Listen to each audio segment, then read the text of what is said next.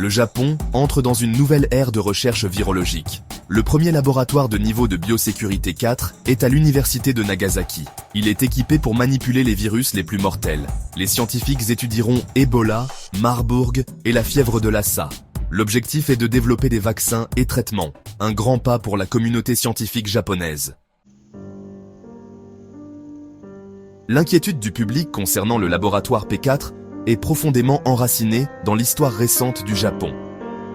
Pendant la pandémie de Covid-19, le Japon s'est retrouvé fortement dépendant des pays étrangers pour les vaccins. Cette dépendance a entraîné des retards et des pénuries, alimentant un sentiment de vulnérabilité et de frustration au sein du public japonais. L'expérience a laissé une cicatrice durable sur le psychisme de la nation. Elle a mis en évidence l'importance de l'autosuffisance en matière de soins de santé et de prévention des maladies. À l'appréhension du public s'ajoute le souvenir d'une précédente tentative d'importation du virus Ebola à des fins de recherche en 2018. Le projet s'est heurté à une opposition farouche et a finalement été abandonné pour des raisons de sécurité.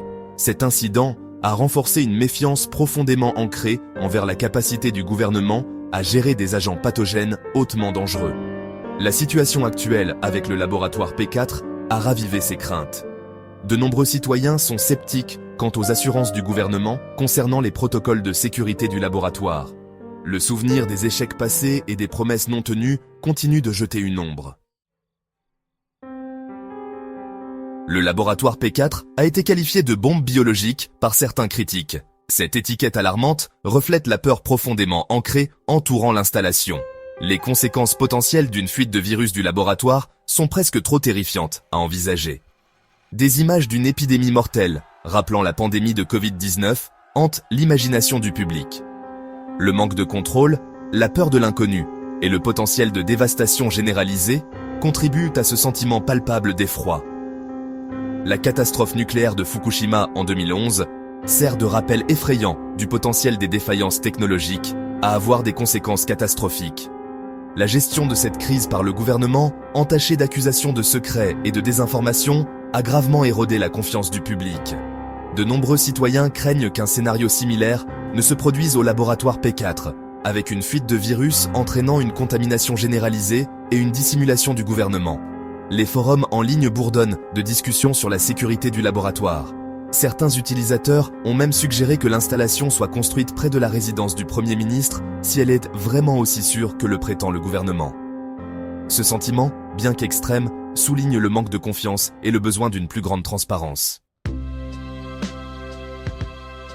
Section 4. La forteresse de la science. Protocole de sécurité et emplacement à Nagasaki. Les représentants du gouvernement et les scientifiques impliqués dans le projet P4 sont pleinement conscients des préoccupations du public.